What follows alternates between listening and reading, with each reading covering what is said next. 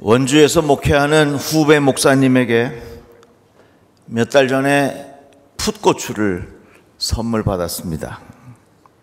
그런데 얼마 전에 또 메시지가 왔어요. 저번에 보내드린 건 맛있게 드셨나요? 그래서 제가 잘 먹었지요, 고마워요. 맵지는 않으셨는지 한 번 더 보내드릴까 해서요. 그래서 제가 보내주면 또 잘 먹을게요. 그런데 다시 메시지가 왔습니다. 목사님, 따려고 보니 탄저병이 심해서 딸 것이 없어 못 따고 그냥 왔습니다. 가을에 보내드릴게요. 확인도 안 하고 먼저 문자 보내드려 죄송합니다. 이렇게 답장이 왔습니다. 제가 어떻게 답장한 줄 아세요? 별 말씀을요.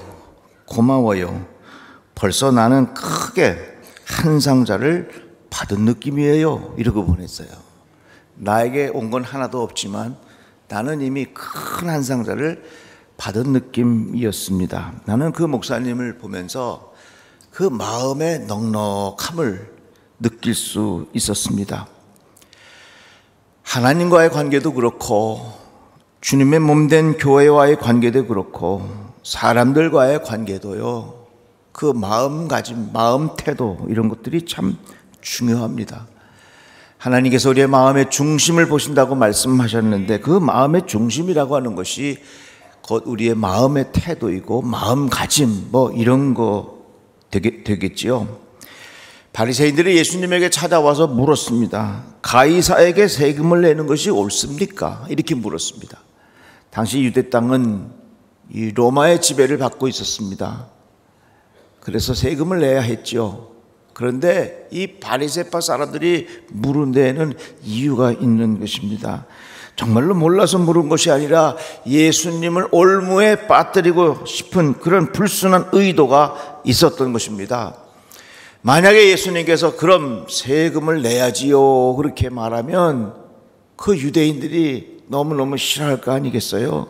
왜? 로마의 지배를 받고 있으니 로마 황제에 대한 그 불만이 얼마나 많겠습니까? 그래도 여러분들 세금을 잘 내세요 그러면 그 유대 땅에 사는 사람들이 얼마나 마음이 불편하겠습니까? 그런데 만일 세금을 안 내도 됩니다. 그러면 로마 당국에 의하여 체포될 수 있는 빌미를 주는 것입니다. 그러니까 이 질문 속에는 어떻게 하면 예수님을 올무에 빠뜨리게 할 수 있겠는가 하는 불순한 의도가 있었던 것입니다. 예수께서 말씀하시기를 그들의 악함을 아시고 이르시되 외식하는 자들아 어찌하여 나를 시험하느냐 이렇게 말씀하셨습니다. 하나님은 우리의 마음가짐을 눈여겨보시는데 우리 마음의 태도를 눈여겨보시는데 여러분 우리의 마음이 좀 더 넉넉해지시기를 축복합니다. 하나님께서 내게 주신 귀한 은혜를 느끼고 내가 하나님의 은혜 가운데 살고 있다는 것을 고백할 때에는요 하나님께서 주시는 마음에 넉넉함이 있게 돼요. 너그러운 마음이 있게 된다는 겁니다. 이것이 바로 우리가 이 세상을 살아가는 마음의 태도가 되어야 할 것입니다. 어느 여성 우주인 이소연 씨가 우주에서 지구를 바라보았습니다.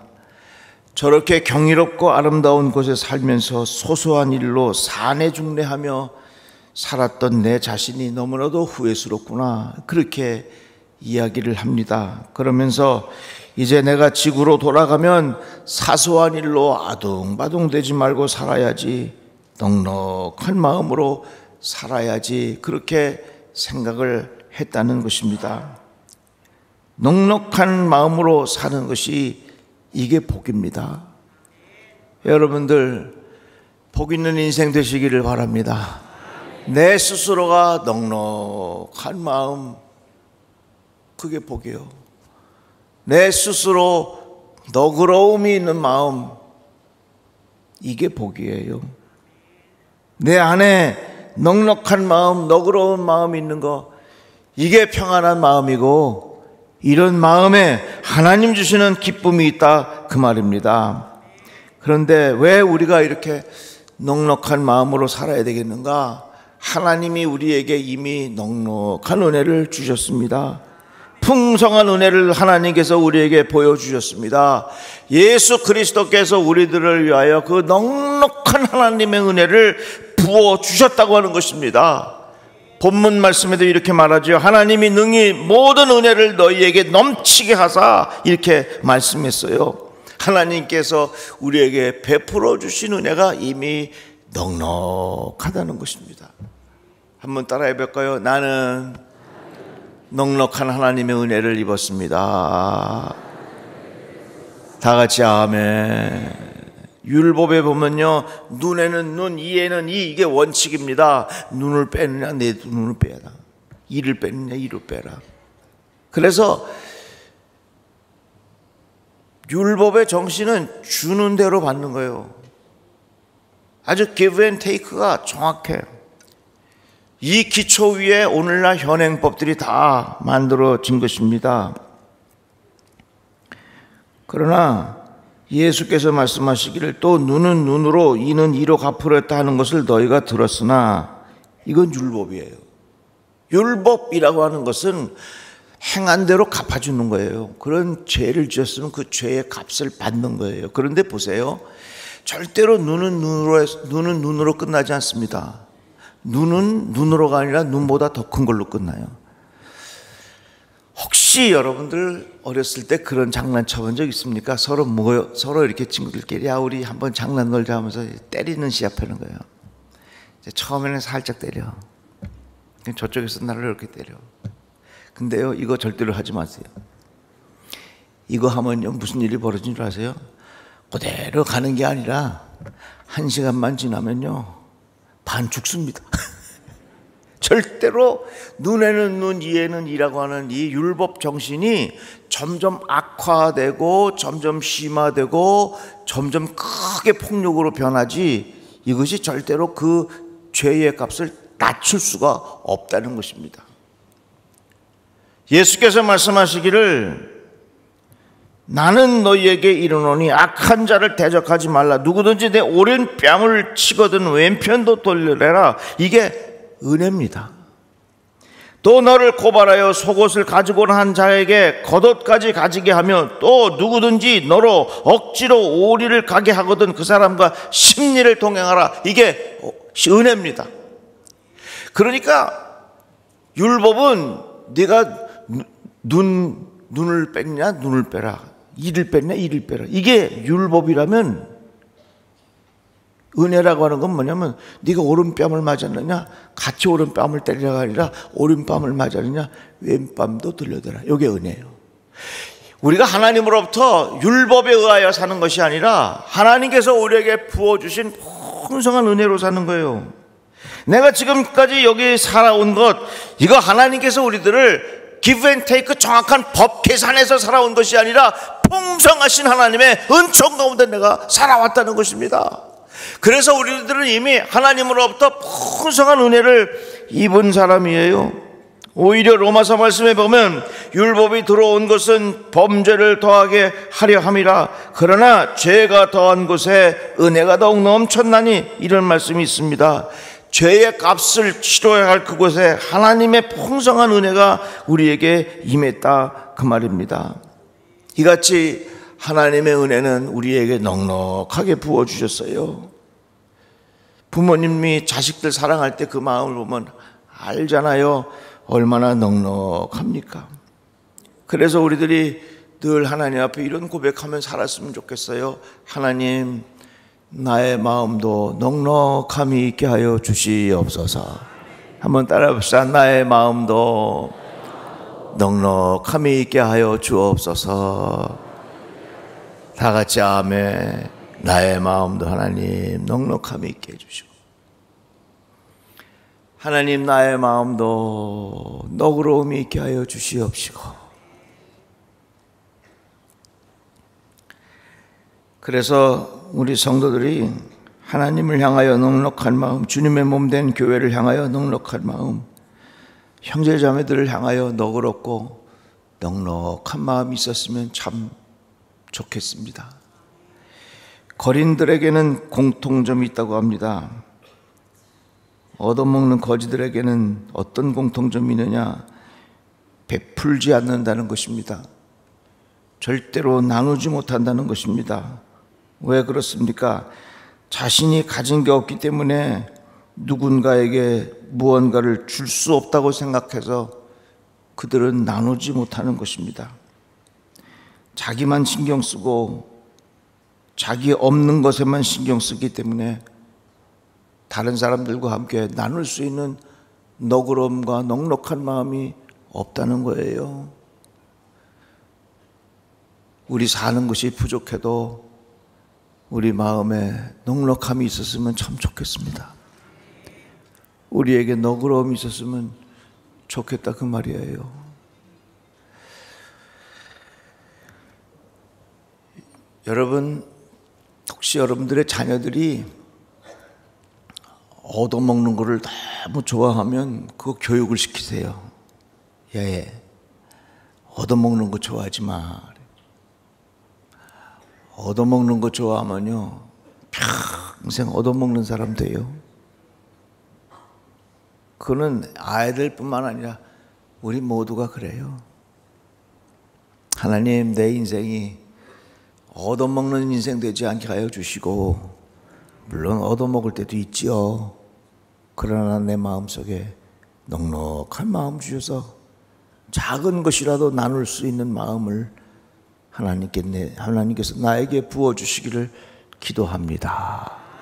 그래서 여러분, 많고 적고 있고 없고의 문제가 아니라 아이고 나는 없다 생각하면서 그렇게 생각하지 마시고 작은 것이라도 나누세요. 혹시 여러분들 임길수 권사님 생각나십니까? 그 임길수 권사님이 62년생이요. 근데 심한 당뇨가 있어서 앞도 잘 안 보이고 조금 이렇게 여러 가지로 어렵게 살았죠. 근데 참 고생했어요. 그렇지만 그 임 권사님은 교회 주변에서 늘 쓰레기도 치우고 교회의 하찮은 일들을 여기저기 많이 하면서 이 구석구석을 많이 돌본 분이었어요. 그 맨날 모자를 삐딱하게 쓰고 내가 주차장에 오면 안녕하세요 목사님 여기도 그래도. 근데 이 권사님 그 마음을 내가 이길 수 없는 게 꼭 어떨 때가 되면 양말 하나를 까만 봉투에 넣어 갖고 와요.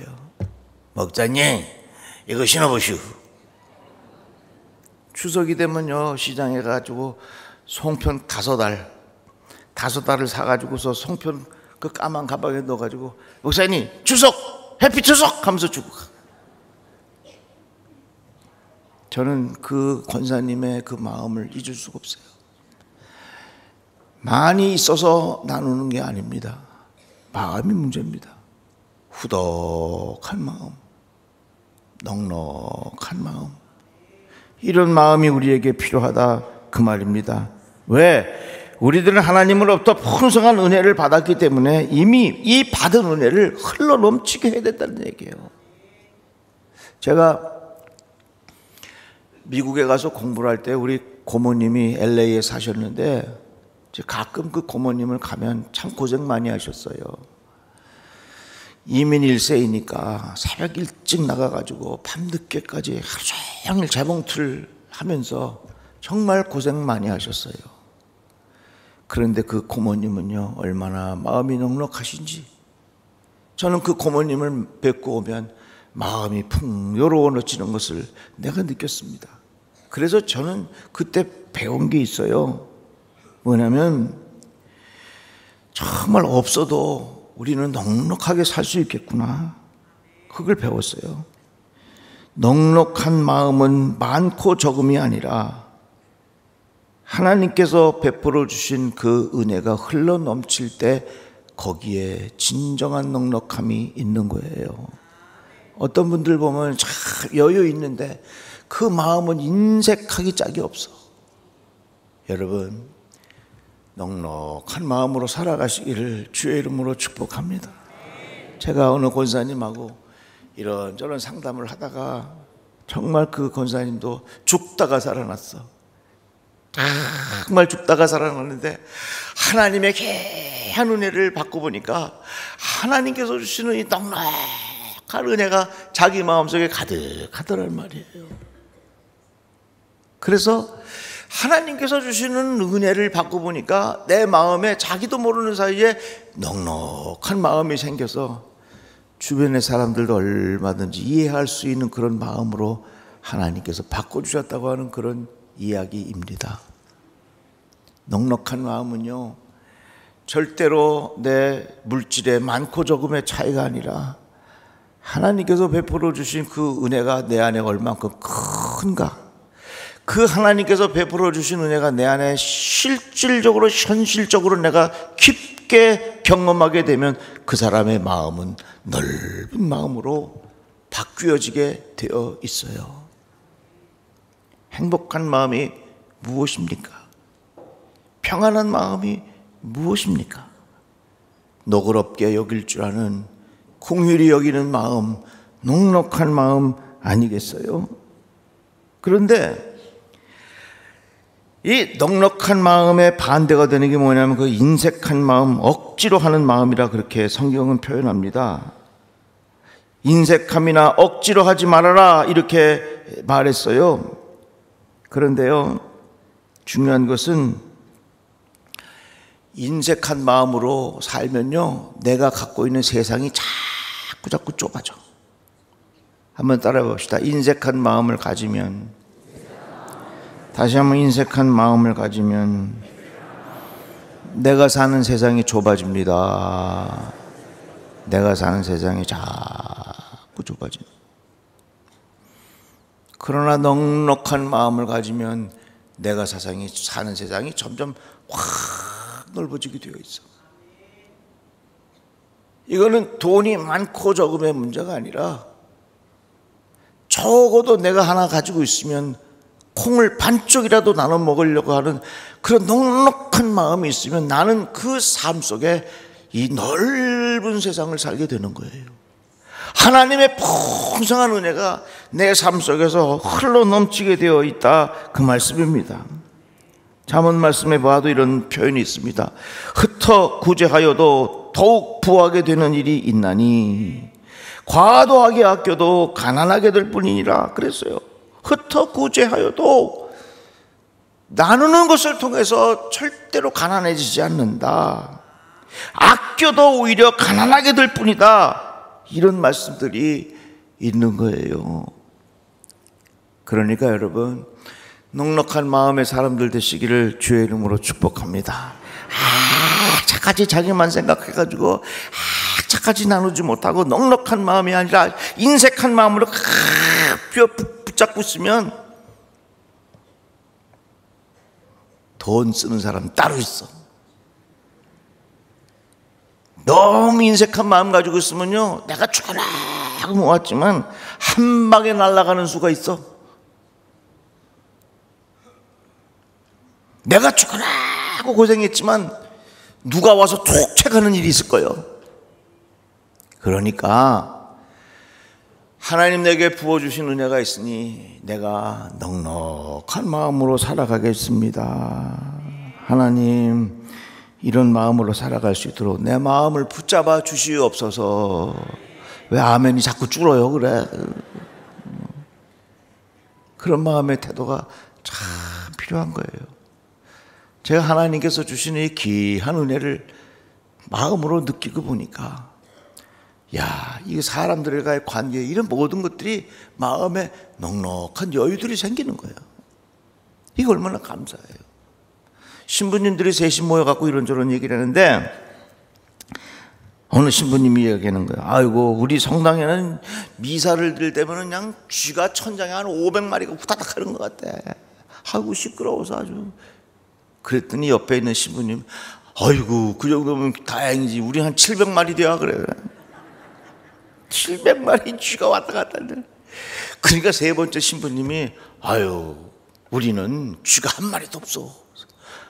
아니, 어떻게 내가 한 마리도 없냐고? 거기다가 쥐약을 놨냐고? 아니, 가끔 천장에다가 대고 헌금하시오 얘기하면은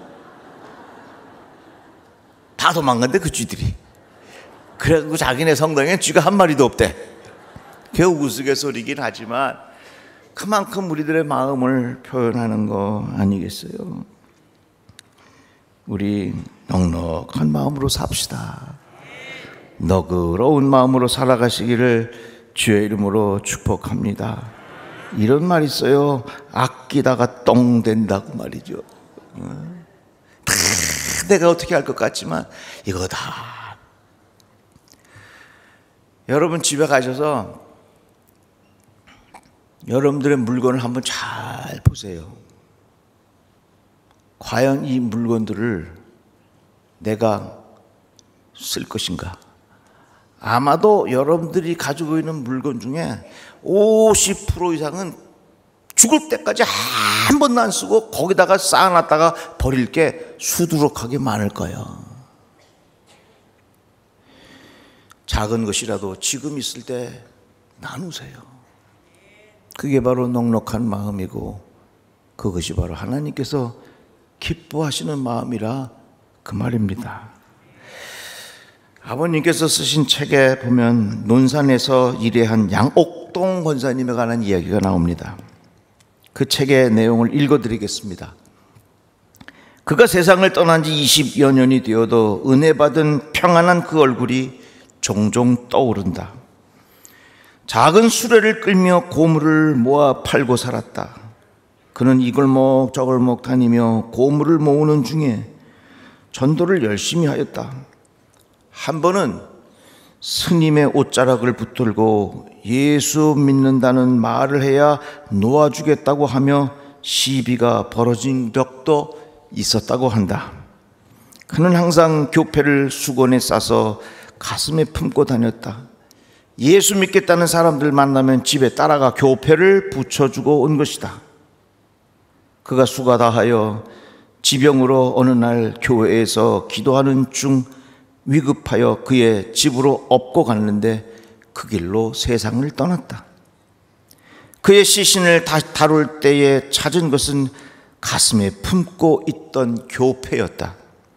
교패를 가슴에 품고 세상을 떠난 양옥동 집사.